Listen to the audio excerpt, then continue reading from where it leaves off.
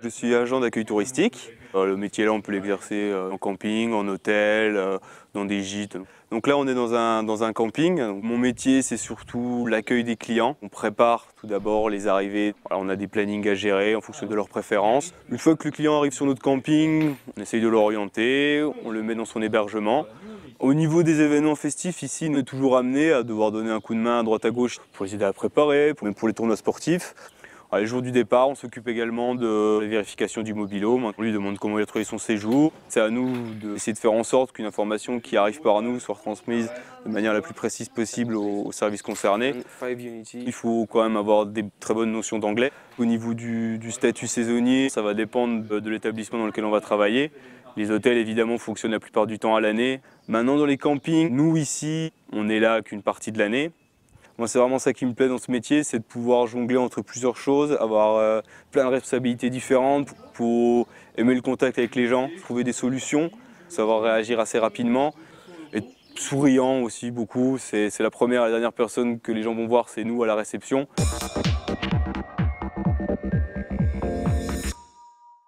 Nous sommes partis d'un label clé verte et nous avons réduit toute notre consommation d'eau par l'installation de mousseurs sur tous les robinets. Et nous avons aussi des panneaux solaires sur les lampadaires solaires du camping et 3 voiturettes électriques pour tous les déplacements des techniciens, des femmes de ménage. Nous redonnons aussi à notre fournisseur d'ampoules, toutes nos ampoules usagées, qui sont toutes à économie d'énergie. Nous, dans un premier temps, c'est de prévenir les gens, bien leur indiquer que nous, on a quand même une démarche environnementale, on essaye de faire des efforts et que c'est tout à chacun de faire ces mêmes efforts-là. De ne pas prendre la voiture sur le camping, de ne pas gaspiller trop d'eau.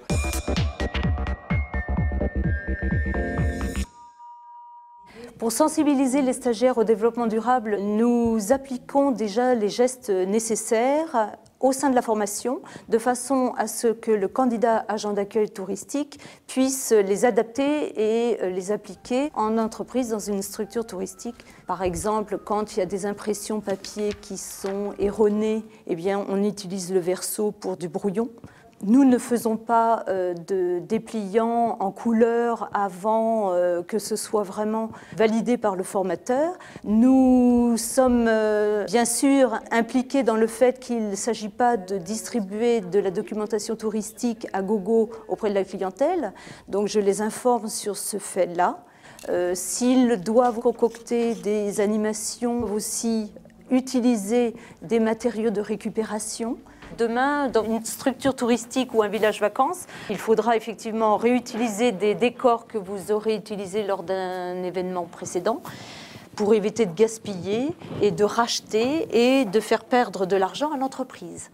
Être acteur du développement durable pour un agent, une agent d'accueil touristique, c'est pour la dimension environnementale, sensibiliser la clientèle à l'empreinte écologique des activités en l'incitant par exemple à ramener ses déchets lors de randonnées.